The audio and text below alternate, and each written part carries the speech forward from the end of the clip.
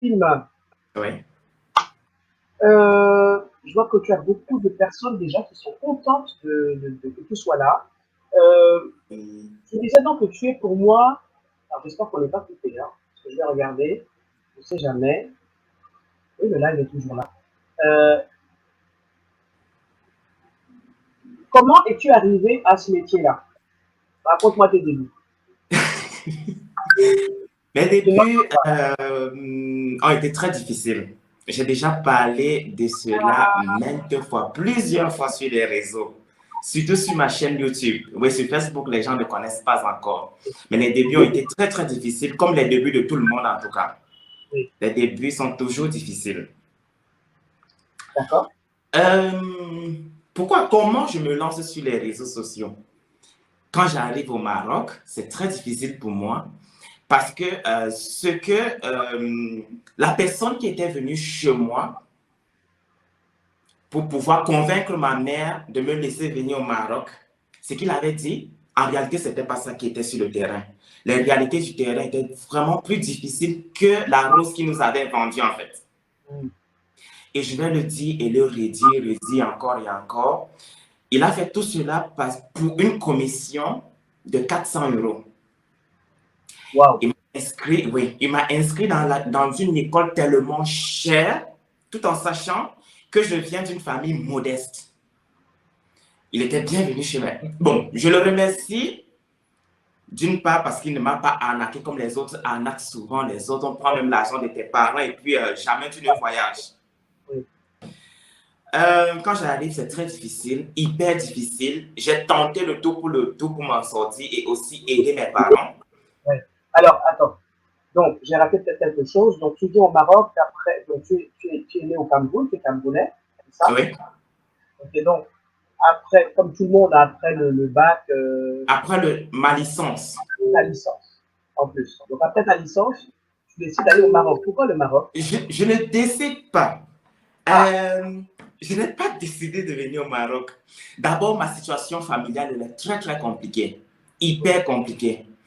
Et donc, après les études, après ma licence professionnelle en ingénierie, non pas en ingénierie, en comptabilité et finance, je ok. n'ai pas pu trouver un travail.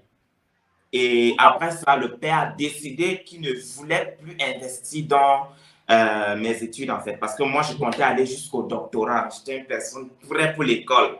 Mais lui, il a décidé qu'il ne voulait plus investir. Bon, j'ai dit, c'est pas ça. À cause, bon, l'histoire, je l'ai déjà racontée. Je ne vais plus trop entrer là-dedans parce que dès Oui, que je mais le raconte, attends, tu sais, il faut savoir que tu l'as raconté, mais à ton public qui te suit.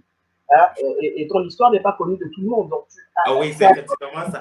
Je disais donc tantôt, quand je finis dans la licence, le père a déjà épousé une deuxième femme, c'est devenu hyper compliqué dans la maison, tellement compliqué parce que ma mère est la première, c'est hyper compliqué pour elle, hyper compliqué pour les enfants. Et lui décide de se désengager de tout le monde. Je prends une année sabbatique. Bon, pas pour réfléchir, hein. Une année où je tourne, je ne sais pas quoi faire. Tu cherches le travail, tu ne trouves pas. J'ai trouvé un travail dans un supermarché, dans une supérette. On me dit que je dois travailler jusqu'au dimanche et le travail commence de 7 h jusqu'à l'an de 22 h. Tout cela pour 50 000 de mois. J'ai dit, ben, on a payé mes études. Mon père a payé les études très, très chères. Moi, personnellement, je ne me vois pas en train de faire ce travail-là. Venir à 7 h pour rentrer chez moi à 15 h, à 22 h tout le temps pour moi, 15 heures de travail pour 50 000 le mois, de lundi à dimanche. Personnellement, moi, j'ai dit au boss, ça c'est de l'exploitation moderne, ça c'est de l'esclavage et moi, j'ai déjà les yeux trop, trop gros, trop, trop ouverts pour me laisser exploiter ainsi. Je prends une année sabbatique, je m'en vais à Douala, je tourne, ça ne va pas. Et entre-temps, quand je faisais la licence, ce garçon-là était secrétaire à mon établissement. Et un jour, il est passé, j'avais une copine, ma copine, elle est en Europe actuellement. Mhm. On était en train de dire comment c'est dur, comment on doit faire pour quitter le pays, nanani, nanana, tu vois. Il nous a écoutés. Donc après, c'est venu vers nous. Oh, moi, je suis au Maroc. Le Maroc, c'est un très beau pays. Là-bas, laisse-moi te dire que tout est rose. Tu vas arriver, quand vous allez quitter, si vous allez arriver, vous allez avoir le travail de minimum, je dis bien, minimum 500 € le mois. quand tu convertis 500 € le mois en francs CFA, ça te donne beaucoup d'argent. Et toi, on est en train de te proposer un travail de 50 000 francs. Tu t'es dit, bah, laisse-moi saisir ma chance. Laisse-moi aller travailler pour 500 € que de rester là travailler pour 50 000 francs. Elle et moi, bon, moi, ma mère, pour ma mère, c'est un peu mieux. Elle est allée de son côté. On s'est battu. J'ai fait du chantage à ma mère. Un chantage, mais laisse tomber. J'ai dit, maman, j'ai fini les études. J'ai tourné toute une année. Après une année, j'ai cherché le travail. On m'a dit, oh, il faut être fort en logiciel, sage SARI. Je suis allé prendre toute une formation de sage SARI. Je me formais en sage SARI, me disant qu'après ça, j'allais trouver le travail. J'ai dit, maman, viens suivre ce que ces gens disent. Quand elle est venue, viens l'écouter. C'était vraiment du blabla. Donc, des paroles en l'air juste pour que je paye la formation. Après ça, elle-même, elle a vu que oui, ça ne valait pas la peine. J'ai eu une licence en comptabilité avec mon si jeune âge. Il faut vraiment qu'on espace ça pour que... en fait, je suis dans la famille, si tu veux. Je suis vraiment celui-là qui a vraiment fait de très hautes études. Donc, celui sur qui on compte, en fait, pour sauver la famille. Tu dis? Celui sur qui on compte pour sauver la famille. Le Samuel est d'office. Exactement. Et donc, quand il vient, il vend la rose, il ne vend pas les épines de la rose. Il dit que la rose, elle est toute lisse, ça n'a pas d'épines, tu vois. La mère dit, ouais, puisqu'il a été au Maroc et il dit qu'il part au Maroc comme il veut, nanana, nanana, elle a allé prêter de l'argent, me voilà au Maroc. Quand je descends de l'avion, le paysage qu'on m'a décrit, ce n'est pas ça du tout. La vie qu'on m'a décrit, ouais. Le Maroc est la quand même vie qu'on m'a décrit, ce n'est pas ça du tout. Et je suis venu en tant qu'étudiant. Je fais une étude en Master 1. J'ai fait le Master 1 en ingénierie financière et je suis sorti. Bon, tu sais, ici au Maroc, il faut pas que je les lance les cailloux. Mais ici au Maroc, dans mon établissement surtout, un Noir ne peut pas passer devant un Marocain. Tu vois? Ce qui fait, il y avait 3 Marocains dans ma salle. Les 3 sont passés devant moi. Pourtant, dans la norme, je devais être le major de la promotion. Donc, je suis venu en 4e position. Bref, quand ils me vantent le truc, j'arrive, c'est difficile, hyper difficile. Je n'ai pas de quoi manger, je n'ai rien, je n'ai même pas quelqu'un pour me soutenir, pour dire, bah, chaque mois, on peut t'envoyer 50 €. Il n'y a personne. Wow. Heureusement, donc, tu es livré à toi seul au Maroc. J'étais vraiment livré à moi-même. Je n'avais rien, même pas de doudou, même pas de quoi. Il n'y a pas de compatriotes, il n'y a pas d'Africains, il n'y a pas un réseau d'étudiants. Il faut dire que quand j'ai quitté, on m'avait mis en relation avec quelqu'un ici. C'était le fils d'un riche au pays, d'un riche homme au pays. Et quand moi j'arrive, il constate que je ne suis pas riche. Ok. Il me tourne le dos. Pour lui, dans sa logique, il ne marche pas avec les gens qui sont pauvres. Là, je suis maintenant vraiment abandonné à moi-même. En venant, ma mère m'avait mis le tapioca dans la valise et les arachides grillés et un paquet de sucre. Heureusement, c'était ça ma nourriture de tous les jours. Tous les jours. Aujourd'hui, quand je tourne des yeux, je vois tout ce que j'ai aujourd'hui. Je remercie énormément le Seigneur. Vraiment, toute ma vie, je l'avoue au Seigneur. Après ça, je suis parti. Moi, je suis un garçon, quand ça ne va pas, tu ne vas pas me voir faire semblant. Tu ne vas pas me voir dire que oh, ça va. Non, non, non. Je suis parti à l'école, je leur ai dit, je n'ai pas d'abord 4 000 € pour payer les études. Il faut qu'on se dise d'abord les vérités. 4 000 € par an ou par mois? 4 000 € par an. Par an. Par an. Pas. Même l'argent que ma mère avait prêté pour me faire voyager n'atteignait même pas 2 500 €. On me fait intégrer une école de 4 000 €. Quand j'arrive, c'est là que je constate que c'est une école de 4 000 €. Et tout ce qui me restait, c'était 200 000 francs CFA. 400 €. Tout ce que je me suis déplacé avec, c'était 400 €. Quand j'arrive, on avait déjà payé 1 000 € de cours. Parce que nous, on se disait qu'on a déjà tout payé, l'école, tout. Quand j'arrive sur le terrain, c'est autre chose.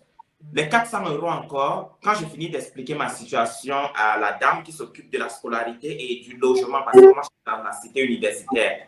Je l'explique ma situation, je dis, madame, voilà tout ce que moi j'ai ramené depuis mon pays. Je suis abandonné à moi-même. Voilà, j'ai 400 €. Elle a pris les 400 €, elle m'a donné C'était 10 €, 20 € de garder sur moi pour la nourriture du matin. Elle était très compréhensive. Mon Dieu. Elle était très, très gentille, cette femme. Après ça, j'ai fréquenté toute l'année sans qu'on ne me dérange. Parce que j'étais transparent dès le départ. Je leur ai expliqué ma situation. On dérangeait les autres. Oh, si vous n'avez pas d'autorisation pour composer, on ne vous laisse pas entrer en salle. Mais moi, on me laissait entrer en salle. Je composais sans autorisation. Je suis resté à la cité universitaire 6 mois sans payer.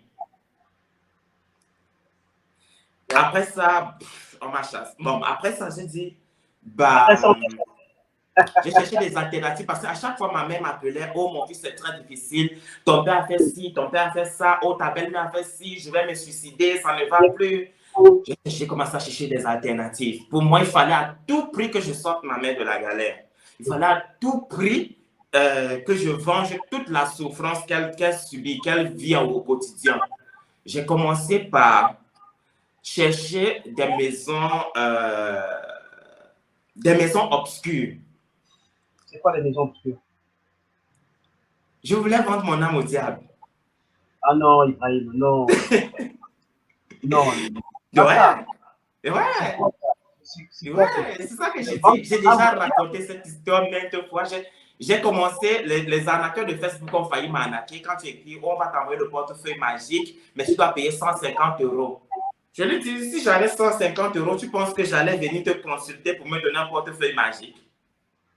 Wow. Si j'avais, envoie-moi le portefeuille magique, je l'utilise. Dès que mon premier agent sort de ce portefeuille magique, je t'enlève les 150 €, je t'envoie. L'autre m'a parlé de valise magique et tout. Bon, j'ai abandonné Facebook parce que j'avais compris que c'était de la connerie. On veut juste m'arnaquer sur Facebook. Je me suis dirigé maintenant sur le moteur de recherche Google. Je cherchais des forums. J'ai cherché jusqu'à j'ai trouvé un forum. J'ai cherché jusqu'à ce que j'ai trouvé un forum où, dans le forum, je te jure, là-bas, le diable était en adoration. Quand j'arrive, je dis, moi, je suis le petit nouveau dans le forum, tu vois, on m'accepte dans le forum. Je dis, ok, moi, j'ai d'abord mes conditions à vous soumettre. Je n'ai pas d'argent à vous payer pour un portefeuille magique ou bien quoi que ce soit. Et je n'ai rien. Si j'intègre ce forum, c'est parce que je veux de l'argent. C'est parce que je veux aussi vivre comme les autres. Je ne mange pas chez moi. Je mange du tapioca matin, midi, soir. Je mange le trempé. Je mange le grillé. Je grille même dans la marmite de mes colocs. Elles ne savent pas au moment où j'entre dans la cuisine pour utiliser leurs ustensiles et leurs condiments. Tu vois? Ils m'ont dit non, ici dans notre forum, on ne demande pas de l'argent aux gens. Au fait, c'est un forum anglophone. Et la plupart des gens étaient vraiment des Américains. Moi, je me parle, je ne parle pas très bien anglais, mais je peux très bien écrire, je le lis très bien, je le comprends très bien. Donc, on parlait en anglais, j'expliquais ma situation et je me suis lié d'amitié avec un petit garçon de 19 ans. Il avait tout. Tout. J'ai dit que, je veux aussi avoir comme toi. Je veux être comme toi. Je veux aussi posséder tout ce que tu possèdes. On m'a dit, ok, ici, c'est juste, il faut juste accepter que c'est Satan et ton sauveur, et ton maître, tout ça. J'ai dit que si c'est seulement ça, je suis d'accord. Ne m'envoyez pas tuer ma mère. Tu dis? Non, en fait, je ne suis pas étonné, même si je suis étonné. Donc, il y a aujourd'hui, il y a des jeunes dans le désespoir, dans la désespérance, qui vont donner leur âme au diable, en fait. Oh oui. Et ça existe, il y a des gens qui sont en adoration. Oui, j'étais vraiment désespéré. J'étais désespéré.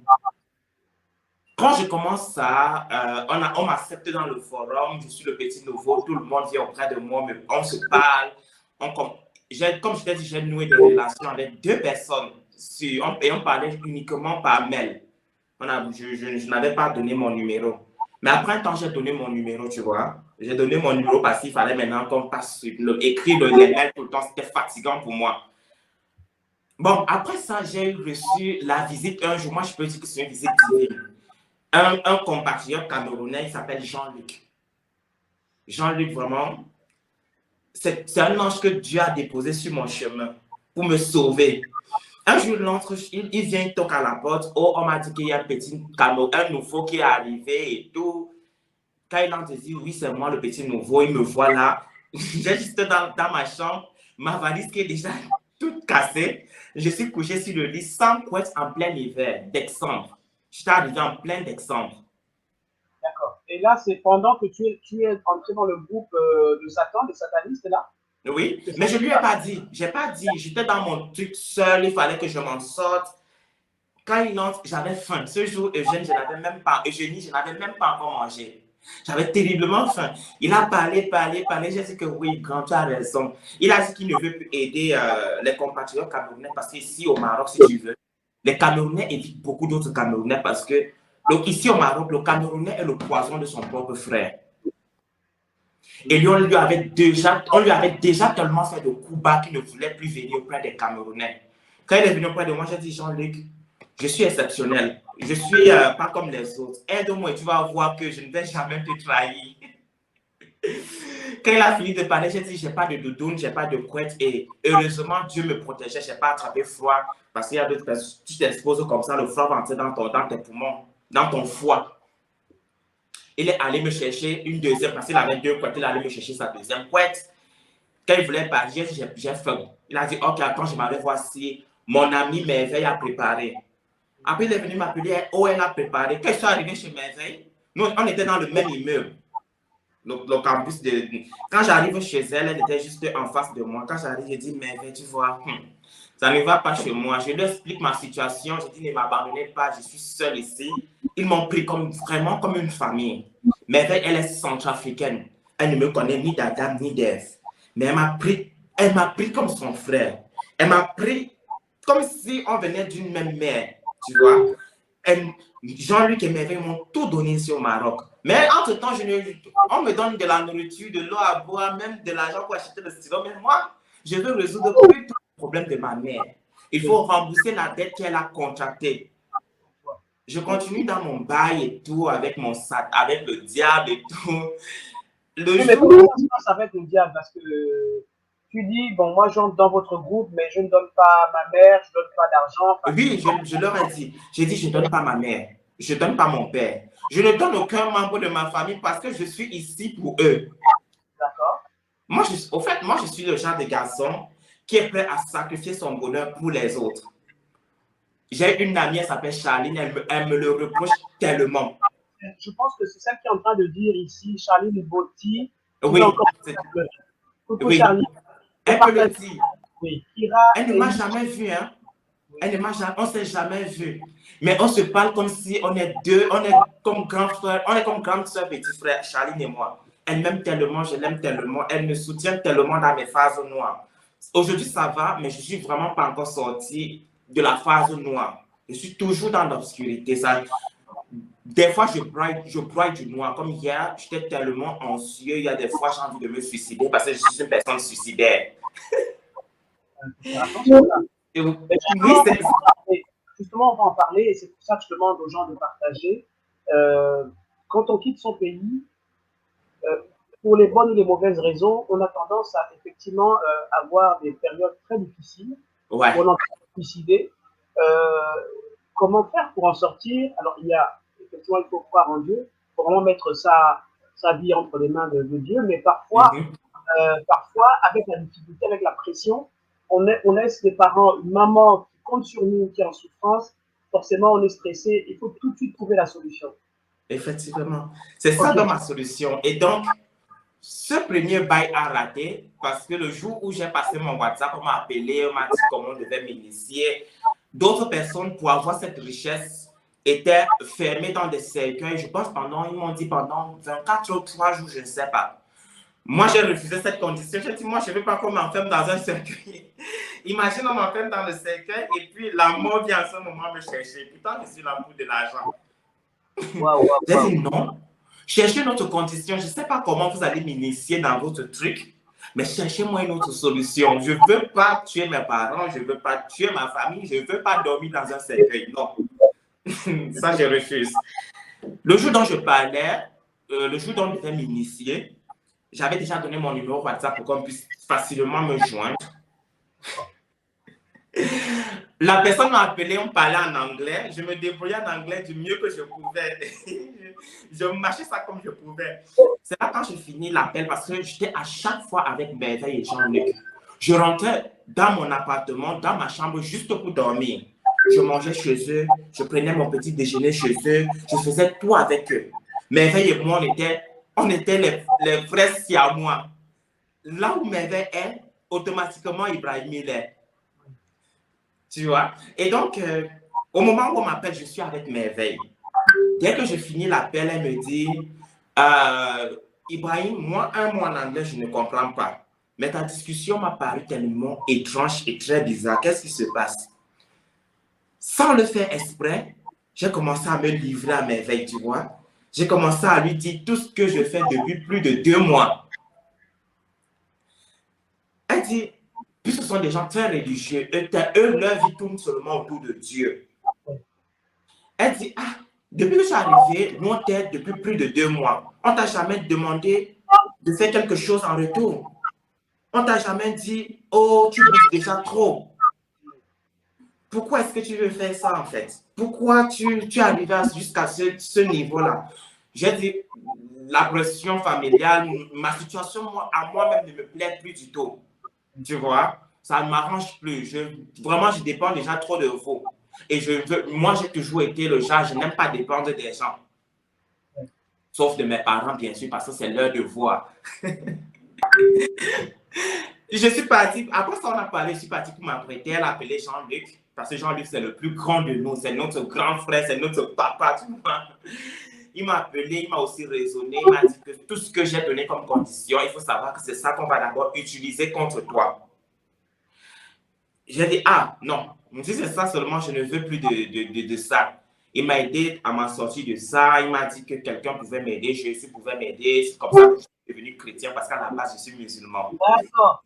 Donc, en fait, depuis le moment tu es devenu chrétien, c'est Oui, vrai quand je te regarde, tu parles toujours de Dieu, en fait. Donc, tu es musulman à la base, tu es devenu oui. chrétien. Mhm. Ok. Quand je deviens chrétien, bon, cette phase de secte, ça passe, mais pas vraiment. Tu sais, tu ne peux pas être trempé jusqu'à ce niveau et puis tu t'en sors facilement.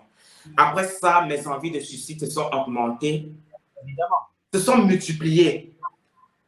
Et à chaque fois où j'ai tenté à ma vie, Jean-Luc cognait à chaque fois à ma chambre. La toute première fois, j'ai pris le couteau, j'ai voulu me trancher les veines parce que j'en avais marre. Il a cogné à ma porte.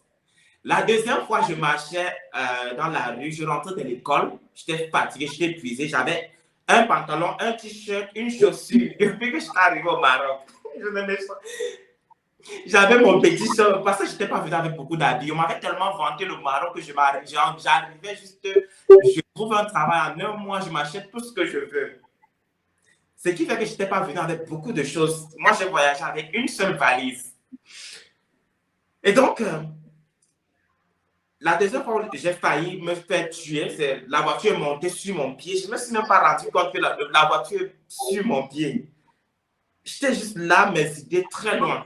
J'étais inconscient. Bref, après ça, c'est passé. La troisième fois, j'ai voulu me jeter de l'étage. J'étais au troisième, j'ai ouvert ma fenêtre, j'ai dit, je n'en peux plus. Attends, tu les as toujours ces idées suicidaires? Tu les as Tu dis? toujours. Tu as toujours les idées suicidaires, toujours. Plus comme avant. Plus comme avant. Les prières m'ont beaucoup aidé. Les D'accord. prières, parce qu'après ça, on est entré vraiment dans des prières. On priait énormément. Je priais énormément. Je peux te dire que le Nouveau Testament, je l'ai lu en une nuit. Wow. En une nuit, je l'ai lu jusqu'à la fin, jusqu'à Apocalypse, parce que je cherchais vraiment des solutions.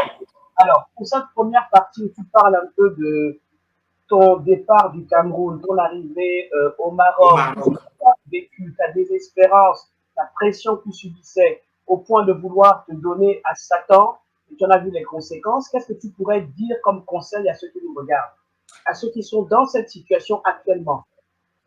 J'ai toujours eu, parce qu'après ça, j'ai conseillé beaucoup de jeunes qui sont venus auprès de moi. D'autres m'avaient même contacté, oh, on veut entrer dans le forum. J'ai dit non. Vous savez, dans la vie, tout arrive à point nommé pour chacun. C'est vrai, on va broyer du noir. On va broyer on va passer par toutes les étapes. Mais il faut savoir qu'un bon jour, Dieu va nous ouvrir les portes qui nous sont destinées. Et il faut aussi savoir parler à Dieu. Comment on parle? Dieu. Moi, personnellement, je me chamaille avec Dieu. Quand ça ne va pas, je me plante, je dis non. Ça là seulement, c'est trop. La pression, je lui dis, la pression est énorme pour moi. Décharge-moi où? Tu lui mets un où? Je lui donne aussi une condition parce que... Tu dis? Tu mets Dieu au défi. Oui, parce que nous, en tant que père, nous-mêmes, nos pères sur la terre, on les met souvent au défi. Ouais. Et Dieu est notre grand et notre père. Nous sommes ses enfants. Et en tant qu'enfant, on doit lui dire, bah, papa, bouge-toi là. Ton fils veut manger aujourd'hui. Bouge-toi, donne-moi du pain, donne-moi de l'argent pour aller manger. Tu vois? Et donc, je conseille toujours aux gens de ne jamais faire confiance au diable. Le diable est un gros menteur. Il va te donner un pain. Il va te donner un pain. En retour, il va te demander toute une boulangerie. Et quand tu es incapable de lui donner cette boulangerie-là, c'est mal parti pour toi. Il y a toujours des répercussions à un bien mal acquis.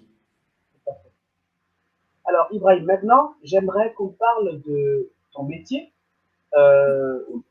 Tu te considères comme influenceur, tu te considères comme quoi? Parce que tu es le papa Congossa. Hein.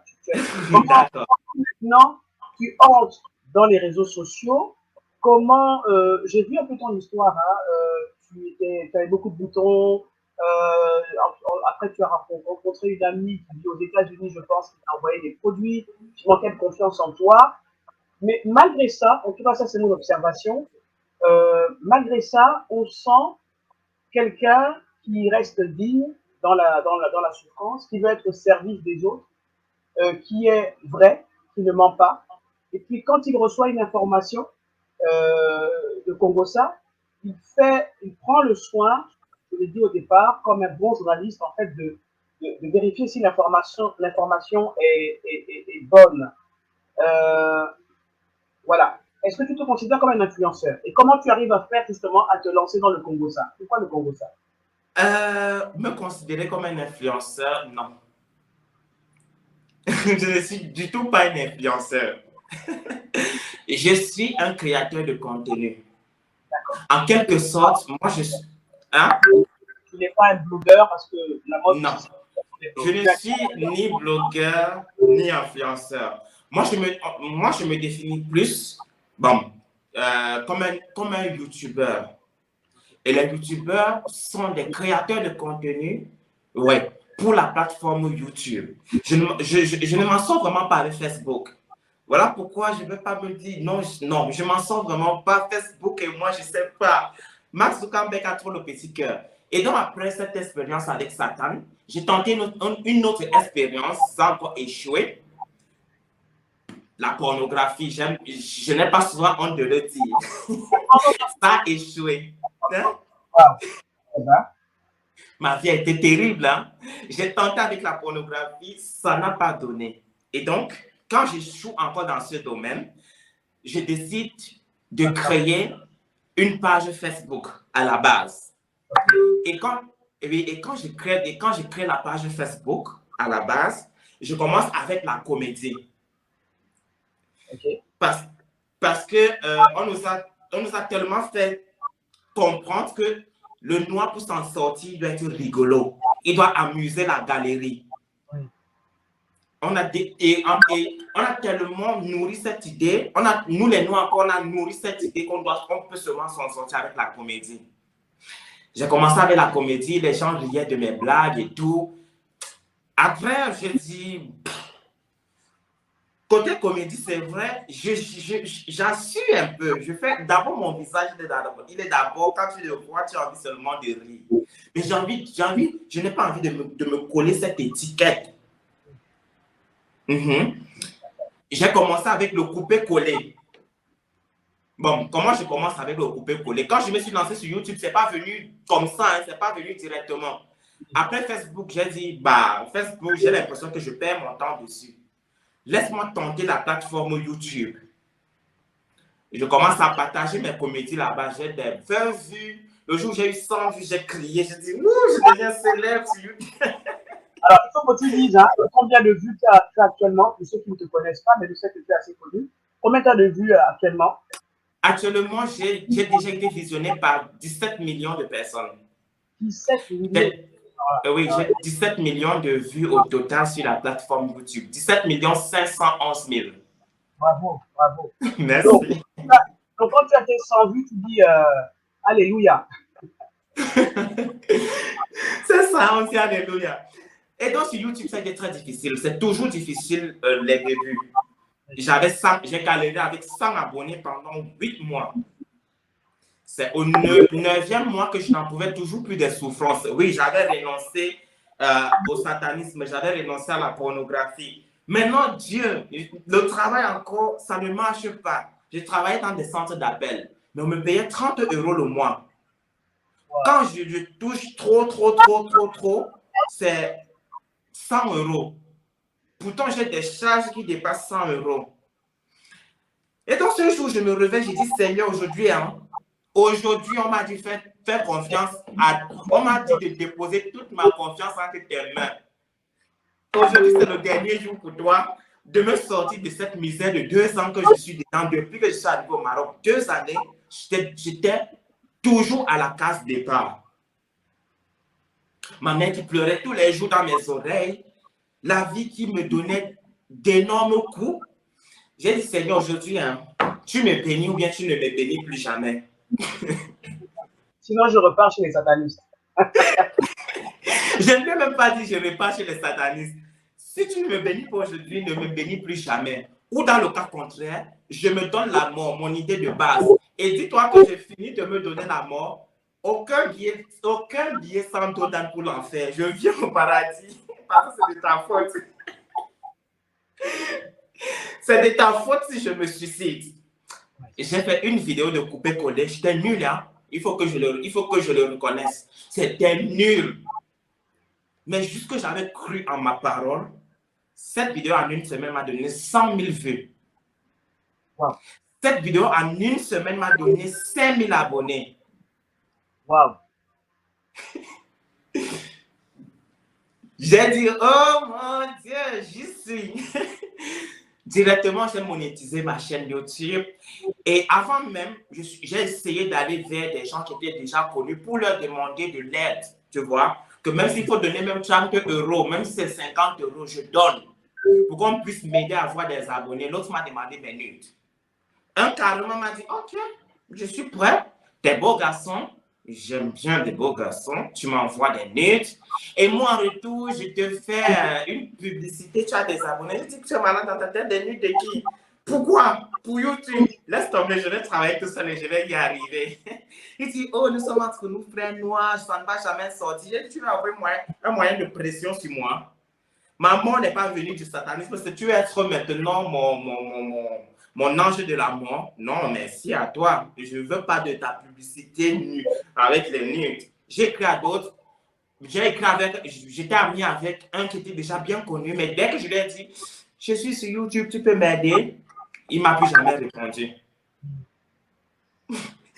Bon, cette vidéo m'a donné 100 000 vues, 5 000 abonnés. J'ai dit, ok, puisqu'ils aiment ce genre de contenu, pourquoi ne pas continuer dans ce créneau-là? J'ai continué avec des coupés-collés et au fur et à mesure, je me rendais compte que je suis archi nul. Mais ça plaisait aux gens, tu vois. Il faut faire ce qui plaît aux gens. Le paradoxe des réseaux sociaux, moi qui viens de l'ancienne école, hein, je pense que Jonas Melenda est d'accord avec moi pour dire que, encore que lui aussi le maîtrise bien, mais c'est vrai que c'est pas évident quand on fait, quand on a été trempé dans le journalisme à l'ancienne, de faire des choses qui plaisent aux gens, sachant que c'est pas forcément ce qu'il faut apporter aux gens, ce qui ne rehausse pas le niveau des gens. Et donc, je te dis chapeau, je te dis bravo. Merci. En tout cas, ça a eu ses revers. Ça a vraiment eu des revers parce qu'après ça, j'ai failli abandonner. Je ne m'attendais pas à cette vague de haine dès le départ comme ça.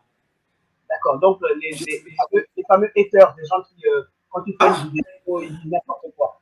avant, c'était violent. Maintenant, Ouais, ça va. Ça va parce qu'il n'y a plus trop, mais avant, c'était violent. Ça ne rigolait pas. Jusqu'à ce que YouTube décide maintenant de bloquer les commentaires méchants. ouais. J'ai dit avant, non seulement on critiquait mon physique, un jour, un abonné s'est levé pour comparer mon visage à un plat d'asticot. Je l'ai vécu, mais très mal.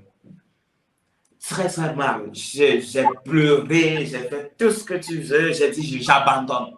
Si c'est pourquoi on s'en prend ainsi à mon physique, juste parce que je n'entre pas dans la norme, parce qu'il faut savoir qu'avant, j'avais vraiment de la crasse sur le visage. J'avais des boutons, j'avais des taches, j'avais tout ce qui va avec. J'étais vilain. Il faut qu'on je dise le mot. Et donc, on s'en prenait toujours à mon visage et à mes manières. Oui, je suis maniéré, ça, je le sais très bien. Mais avant, je ne supportais pas le fait qu'on dise pédé. Moi, ce mot pouvait me rendre fou. C'est après que j'ai commencé à me dire, bah, c'est juste un mot comme les autres, en fait. Et ils le disent, ils ne savent même pas de là où c'est tiré. Un PD, c'est un pédophile. Et moi, je suis plutôt pas intéressé par les enfants. Pourquoi ça me fait mal? Ouais. Tu vois? J'ai commencé à intégrer ça. J'ai commencé à prendre ça sur moi. Ok. Alors, je vais demander, est-ce qu'on peut poser des questions, bien entendu? Vous pouvez poser des questions à Ibrahim, écrivez sur le chat, je vous poserai des questions. Et puis, il y a aussi, si vous pouvez, hein, vous pouvez également me poser des questions, m'appeler sur mon WhatsApp pour que Ibrahim puisse répondre à vos questions. Je ne suis pas une pro sur les réseaux sociaux, je suis une pro à la De télé. la télévision. Mais il faut qu'on prenne rendez-vous comme ça. On me voit aussi à la télévision. On me voit. En fait, à la télévision, c'est Vox Africa et c'est sûr, c'est en France. Et c'est pour ça que je me suis dit, pour ceux qui ne peuvent pas passer avec moi en direct sur le plateau de Vox Africa en France, parce qu'ils sont à distance, je vais créer donc justement cette émission. J'arrive Mais en France. J'arrive en France et je viens à Vox Africa. tu seras le bienvenu. Tu seras le bienvenu. Donc, je disais à tout le monde, est-ce que vous avez des questions à poser? C'est possible, le fils de bord. Alors, le téléphone, je vais vous donner. Je vais vous donner le téléphone. Alors, c'est le 00, pour ceux qui sont à l'étranger, 00336, mais je suppose que vous êtes en France, 23 41 99 90. Voilà, c'est le téléphone pour poser des questions à Ibrahim. Voilà, je vais donner. Voilà. Alors, le Congo, ça. Enfin, quelle est la dernière affaire que comment tu fais pour comment une affaire arrive quand il y a un buzz, un scandale sur les réseaux sociaux, dans la vie? Comment tu t'y prends pour annoncer l'événement, pour le décortiquer comme tu le fais si bien, de telle sorte que justement, je t'entends quand tu parles, tu dis je ne veux pas, je vais d'abord vérifier l'information. Et ça, pour moi, c'est fondamental parce que quand tu racontes n'importe quoi, tu peux détruire la vie des gens. Oui. Et je pense que dans les années à venir, il y aura des procès, ça a commencé, il y aura des procès contre les personnes qui racontent n'importe quoi. Comment tu t'y prends justement face à une information, face à un buzz? Et comment tu fais toujours pour être parmi les premiers à avoir l'information? Ça, c'est moi. Ça, c'est un secret que les autres vont copier. Pourtant, c'est un secret professionnel qu'on dit. Bon, bref, moi, quand une affaire sort, parce que si tu veux, récemment, j'ai encore fait l'objet d'un harcèlement monstre sur les réseaux sociaux. Ah bon. Tout simplement parce que, avec une histoire avec, bon, on va d'abord parler comment je fais pour avoir des informations, comment, je ne suis souvent pas le premier à être informé. Mais les gens me font confiance parce que même si je suis le dernier à être informé, je vais quand même vraiment vers la source. Moi, je suis du genre, je ne me limite pas aux informations de Facebook. Parce que Facebook, c'est une plateforme où des gens racontent des conneries juste pour avoir des likes. Exactement. Oui, comme par exemple, il y a une histoire un jour qui s'est passée. C'était même pas dans un pays, c'était même pas en Europe. Je pense que c'était dans la zone asiatique. Une femme qui avait sauté du 8e étage. Et puis, on ne voyait même pas bien la femme descendre, tu vois. On voyait juste quelqu'un descendre du 8e étage. Et il y a quelqu'un qui s'est levé et est venu sur Facebook dire, oh, c'est un Camerounais. Ils ont même mis la photo du monsieur, tu vois. Ils ont mis la photo du monsieur. Oh, c'est lui. Il a fait venir sa femme de la France. Sa femme l'a trompé avec son ami et il a décidé de se donner la mort en sautant du 8e étage. Je pouvais bien venir renforcer cette information-là. Je pouvais bien venir m'asseoir et raconter aussi cette même merde. Non, moi je me suis levé, j'ai pris le nom du monsieur, puisqu'on avait mis toutes ces informations. Je suis vraiment allé faire des recherches très approfondies. Je suis allé sur toutes les plateformes, je suis allé même sur LinkedIn, pour avoir même la fiche sociale du monsieur et tout. Quand j'ai eu toutes les informations possibles, je savais où le monsieur vivait, je savais qu'il était bien en vie et tout. C'est là que, oui, tout le monde avait déjà fait sa vidéo. Je suis venu après, j'ai donné une information autre. Parce que je veux toujours, si cette personne est accessible, que je peux directement lui poser des questions, je lui pose directement des questions pour avoir mes informations. Si j'arrive à retrouver une personne proche, je n'ai pas de scrupule à aller vers la personne, me rabaisser, pour qu'elle me donne ce que je veux. Avant de venir raconter des salades, des conneries sur les réseaux. Okay. Ouais. Pourquoi pour toi c'est important justement de donner, de faire ce travail? Et ça, il faut le respecter parce que ça, c'est vraiment être journaliste quelque part. Hein. C'est comme ça que procède. Vu qu'à la base, c'était ma passion. D'accord. D'accord. Alors, je pense qu'il y a une personne qui veut te poser des questions. D'accord. J'espère qu'il va être là. Allô? Oui, bonjour. Bonjour, madame. Bonjour, je vais bien. Comment vous appelez-vous? Je m'appelle Stacy. Oui, on vous écoute. Je m'appelle Stacy. J'appelle depuis les États-Unis. Ok. Je viens de prendre votre live en cours et déjà je vais dire félicitations à Ibrahim pour son parcours. C'est vrai que ça n'a pas été très facile, mais avec la grâce de Dieu, il se retrouve aujourd'hui. Donc, je veux vraiment dire praise God for that. Mais la question que j'ai à poser à M. Ibrahim, sans le juger, parce que je ne suis rien pour le juger, c'est juste une question. À travers son discours, je pu comprendre qu'aujourd'hui, là, Jésus-Christ en sa vie. Est-ce que nous sommes d'accord à ce niveau? Oui. Ok, bien sûr. Okay. Alors, si vous avez dit. Ok. Alors, il demande, allez-y. Non, je vous écoute, madame. Non, c'est moi qui vous écoute, c'est vous qui avez appelé. Ok, donc je disais, j'ai envie de poser une question à M. Ibrahim, sans pourtant le juger. À travers son discours, j'ose comprendre aujourd'hui qu'il a changé de vie. Il était musulman, aujourd'hui il est devenu catholique, ce qui est une bonne chose. Et chrétien, je bénis l'Éternel pour ça. J'ose croire aujourd'hui qu'il a Jésus-Christ dans sa vie. N'est-ce pas, M. Ibrahim? Alors, je pense qu'il faut poser la question. Je pense qu'il est en train de perdre, il est en train de brancher son chargeur. Ça, c'est la vie des réseaux sociaux. Bien ça. D'accord, Eugénie, la question c'est quoi? Alors, la question c'est laquelle? Stacy. Oui, Stacy. Attendez. Stacy, vous m'entendez? Allô? Pas de souci, je suis là. Alors, il vous écoute. Alors, monsieur Ibrahim, bonjour. Bonjour. Comment ça va? Je vais très bien, merci et vous? Ça va, merci. Écoutez, je vais essayer de reprendre mon petit discours. Je vous félicite déjà pour votre parcours aujourd'hui. Et je prie l'Éternel de vous avoir soutenu pendant ces années de frustration, ces années de hardship. Et je suis vraiment content qu'aujourd'hui vous avez un peu la tête haute et je prie que le monde de paix soit meilleur qu'hier. Alors, vous avez dit pendant votre discours que vous avez donné votre vie à Jésus-Christ, n'est-ce pas? Oui. Mais vous êtes chrétien aujourd'hui. Oui. Ok. Alors, sans pas vous juger, c'est juste quelque chose que j'aimerais comprendre et pour ma propre aussi, ma propre knowledge. Okay. J'aimerais savoir, est-ce que sans pourtant vouloir vous juger, parce que j'ai pas le droit de vous juger. Oui, mais Stacy, allez-y. On sent qu'il va y avoir une bombe, donc allez-y. Est-ce que vous êtes homosexuel? Oh! Eugénie, j'ai vraiment passé toute ma vie à entendre cette À question-là. répondre à cette question, à entendre cette question. Ok. Il veut savoir si je suis homosexuel.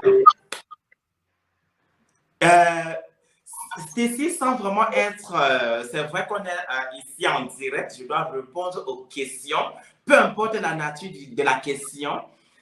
Je dis souvent, très franchement, c'est pas toute la vie qu'on doit dévoiler sur les réseaux sociaux.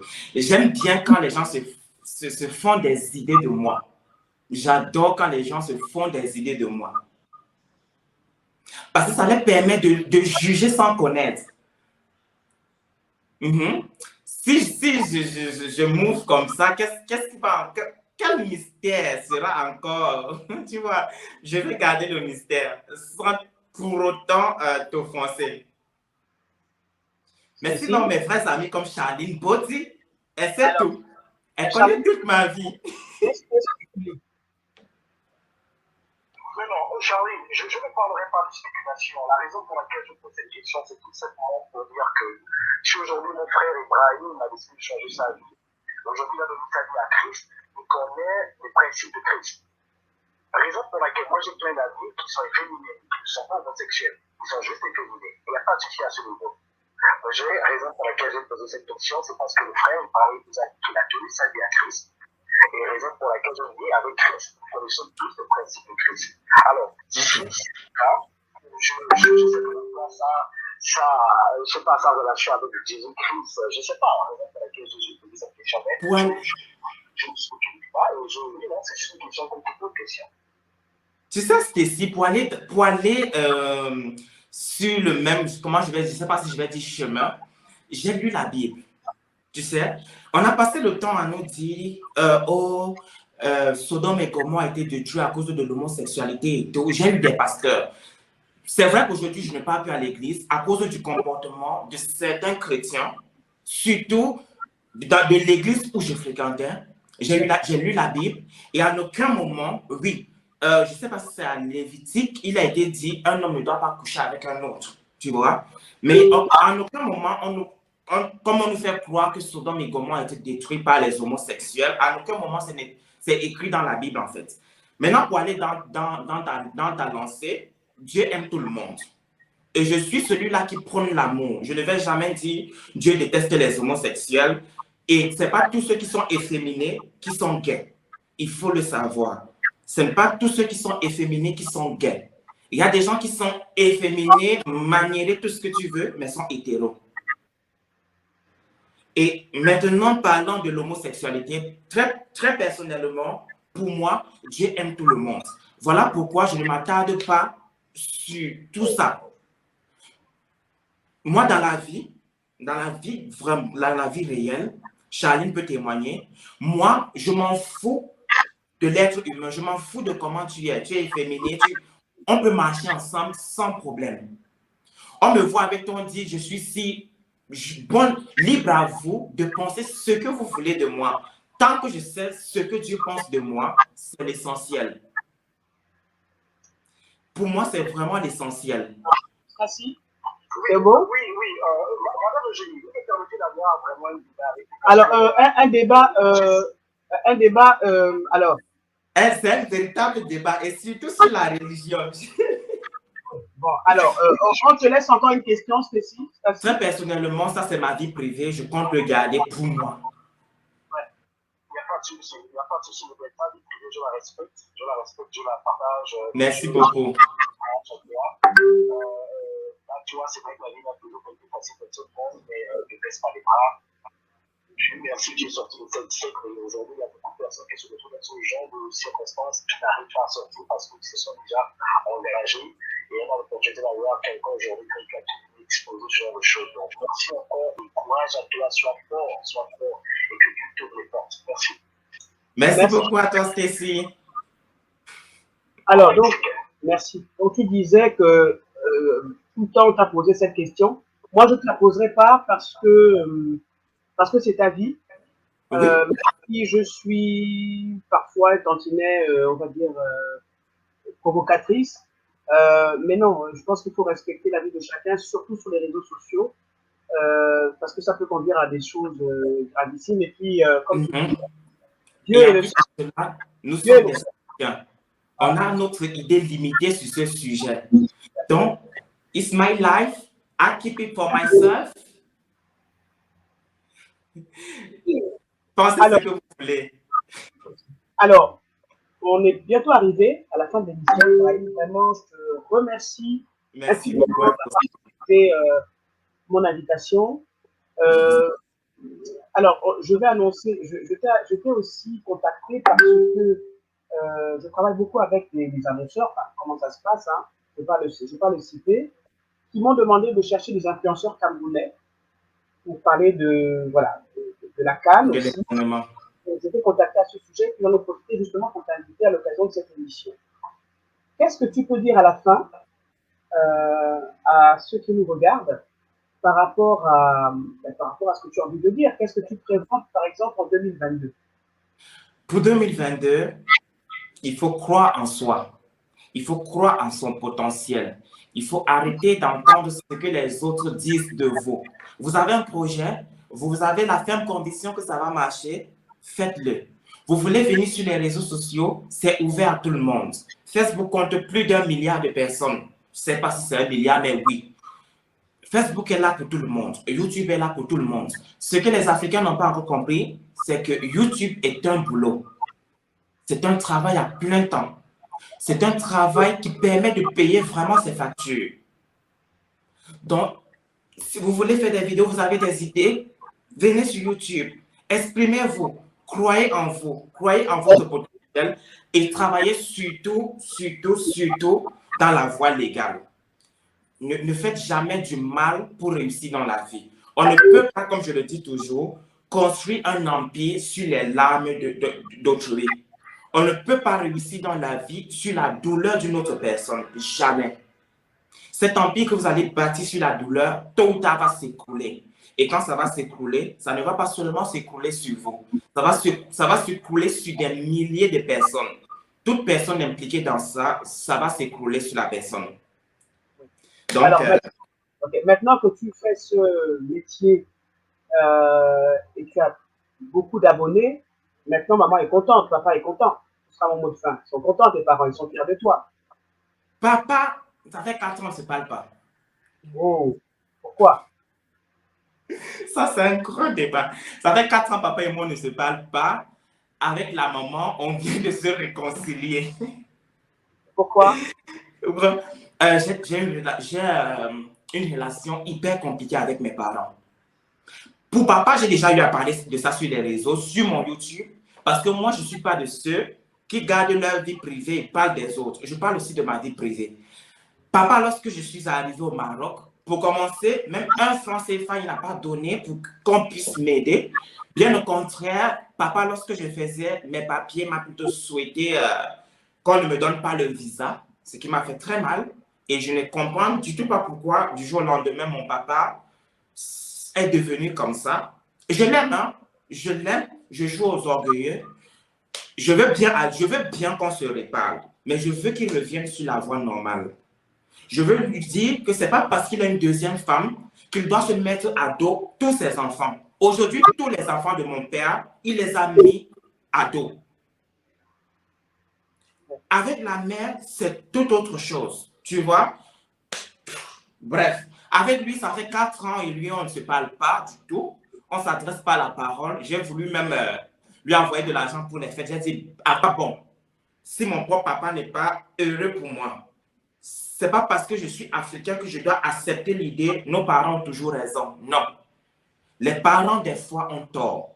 Mon père et moi, on ne se parle pas aujourd'hui parce que mon père est allé s'asseoir avec ses frères pour dire à qui voulait les entendre que je suis un voyou. Ma mère a pris de l'argent, elle a gaspillé pour que je vienne au Maroc. Je vais dans les boîtes de nuit. Pourtant, Eugénie, je ne connais même pas où se trouvent les boîtes de nuit. Ici, depuis que je suis au Maroc, la seule fois que j'ai mis mes pieds dans un semblant de boîte de nuit, c'était pour un anniversaire et c'était l'anniversaire de mon ami. J'étais obligé d'y aller. Mon père, après cela, depuis que j'ai commencé cette affaire de papier, est devenu comme mon pire ennemi. Il est allé une fois de plus s'asseoir avec ses frères pour dire que moi, j'avais épousé un blanc. J'ai dit, mais Eugénie, on me parle d'un blanc et je souffre ainsi. On me dit que je suis mariée à un blanc et je n'arrive pas à manger. Je mange du tapioca tous les jours. Ah, si c'est mon père, non. Avec même son grand frère, celui avec qui j'ai vécu, je viens de me réconcilier avec lui parce qu'il s'est excusé. Et c'est ce que je veux de mon père. Non, mon père m'a heurté, mon père m'a blessé, mon père m'a poussé au suicide. Je le dis, je l'ai toujours dit, tant qu'il ne s'excuse pas, je vais mourir sans le parler. Il va mourir sans qu'on ne se parle. Bon, en tout cas, Mon père doit venir auprès de moi. Hein? En tout cas, moi, je vais prier pour que tu mettes un peu d'eau dans ton vin et que Dieu, en fait, transforme pas la situation, mais que transforme toi ainsi que ton père pour passer non, dans il faut qu'on le transforme lui parce que je suis déjà transformé. Je veux aller auprès de lui. J'ai déjà tenté d'aller auprès de lui et je ne parle pas comme si je ne suis pas encore allé. J'ai appelé mon père pour qu'il avait mon numéro, il m'a demandé. Même après ça, j'ai voulu passer à autre chose. J'ai voulu avoir sa bénédiction. Tu sais, la bénédiction des parents, ça nous amène loin. Quand j'appelle mon père, il me demande c'est qui. Pourtant, il a mon numéro, il connaît ma voix, je suis son fils. Je suis la seule personne de la famille qui suis au Maroc, le seul qui peut l'appeler avec un numéro marocain. Mon père m'a demandé c'est qui. J'ai raccroché le téléphone. Beaucoup de gens m'ont conseillé après mes vidéos. Je suis encore allé vers lui, je l'appelle, il ne décroche pas. Mais il s'en va dire que je ne parle qu'avec ma mère. Que quand je parle avec ma mère, quand on le voit, on raccroche comme s'il est un monstre et tout. J'ai dit, il faut que tu te rabaisses un peu. C'est pas parce que tu es papa que tu dois rabaisser un peu, papa. Bon, Ibrahim Larson, oui. le roi du Congossa, papa Congossa, merci infiniment. Merci aussi à toi, Eugénie. Quand tu viens à Paris, tu seras sur le plateau de Vox Africa et de Paris. Merci pour ce que tu nous as enseigné sur toi. Merci pour ton... En fait, tu es quelqu'un qui ne cache pas ses sentiments non. Et ça, c'est une grande valeur. Qui ne triche pas. Et bravo pour le travail que tu fais. Et voilà, ça saluera. Merci beaucoup. À très bientôt. Bye. Alors, je vais rester pour voir l'intervention des autres. Merci. Je te mets en back-office. Non, je vais même aller sur Facebook directement pour suivre là-bas. D'accord. Je te remercie infiniment. Je te remercie Bisous à vous tous et croyez en vous. Merci. Voilà, donc ça c'était avec Ibrahim Larson. Alors je vois que les autres invités sont prêts. Jonas Poulenda est tranquille comme un sphinx. Lui, on l'aura à la fin. Pour la suite de l'émission, alors j'espère que Irmine Bilongwe est là, je vois appareil non connecté. Et en tout cas, les invités principaux de la deuxième partie de cette entrevue sont là. Marem Diakate et Patrice Pognon, Janssé. Voilà, je vais les faire entrer. Donc, je vous rappelle que vous pouvez partager le live. Ça s'appelle le journal des génies. Pourquoi? Parce qu'en fait, comme je vous le disais en introduction, je présente une émission sur Vox Africa qui s'appelle Écho de Paris. Et ça, c'est pour ceux qui sont en France. Et je me rends compte qu'il y a, je l'ai dit à Olivier et Logo, qu'il y a des invités intéressants partout dans le monde. Et moi, j'ai vraiment envie que toutes ces personnes-là qui font rayonner l'Afrique, aussi bien en France que dans le reste du monde, et notamment en Afrique, puissent être connues davantage. Donc, c'est pour ça que j'ai décidé de vous les présenter tous les samedis à partir de 17h. Donc, je vous présente des personnages inspirants, mais également des événements inspirants. Tout ça pourquoi? Pour qu'on puisse continuer